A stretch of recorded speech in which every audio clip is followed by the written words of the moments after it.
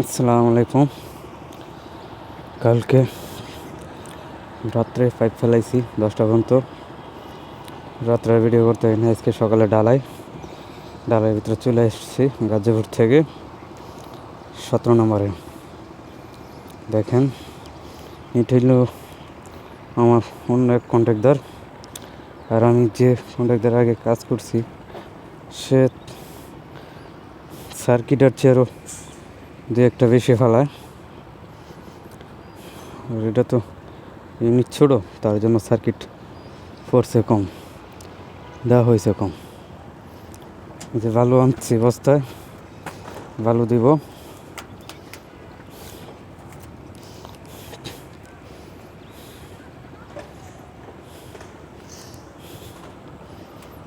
এটা হলো seal line, এটা হলো একটা রুম, এটা হলো সার্কিটের পাইপ। দেখেন, 2 ফ্যান বক্সেতে দেওয়া রাখছে, তাতে কখনো যদি নষ্ট হয়ে যায়, একটা পাইপ মার খায়, তাহলে আরেকটা পাইপ দিয়ে আনার জন্য বাইপাস করে তার লেগে আর কি দেওয়া হয়েছে। এই যে 10 ইঞ্চি গাঁথনি।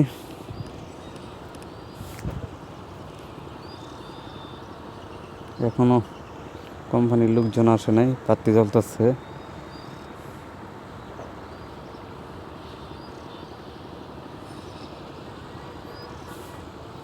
এক একজনের কাজের ধরন এক একভাবে, বোঝা বড় দায় হয়ে যায়।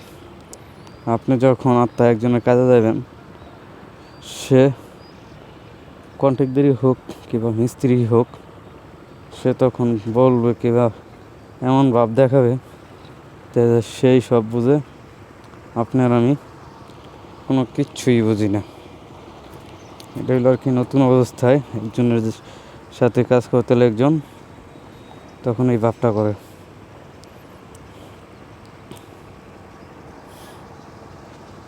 এই যে আমি তার ভ্যান কাটতে দিতে বলছিলাম বুঝলে, সে আমার কয় ভ্যান কাটা লাগবে না, পাইপ ঢোকে না।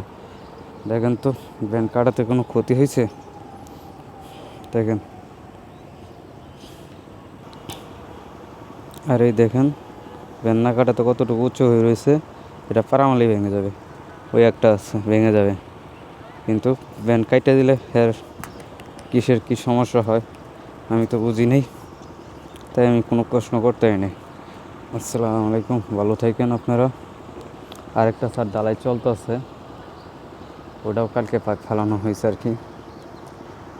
এই ভালো থাকেন, রাখি এবার, হ্যাঁ।